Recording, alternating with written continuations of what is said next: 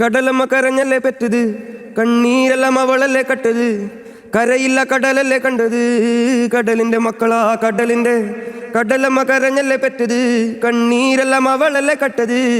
കരയില്ല കടലല്ലേ കണ്ടത്, കടലിന്റെ മക്കളാ കടലിന്റെ. അടിപൊളി.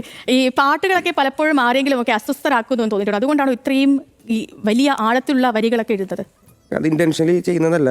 അത് ഞാൻ എൻ്റെ വായിച്ചറിവിൽ നിന്നും, ഞാൻ ഇന്ത്യയിലാണല്ലോ ജീവിക്കുന്നത്. അപ്പോൾ ഞാൻ കാണുന്നതും ഞാൻ അനുഭവിക്കുന്ന കാര്യങ്ങൾ എഴുതുക എന്നുള്ളത് നാച്ചുറലി ചെയ്യുന്നതാണ്. അത് ഇന്റൻഷനലി വരുന്ന കാര്യങ്ങളല്ല.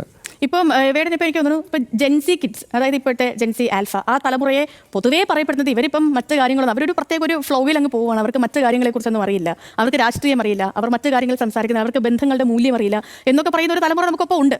പക്ഷേ അങ്ങനെയല്ല എന്ന് തെളിയിക്കുകയാണ് പല വേദികളിലും ഹിരൺദാസ് മുരളിയെ പോലുള്ള പല ആളുകളും. അപ്പോൾ എങ്ങനെയാണ് ഈ ഒരു രീതിയിലേക്ക് ഇത് സമൂഹത്തിൽ ഒരു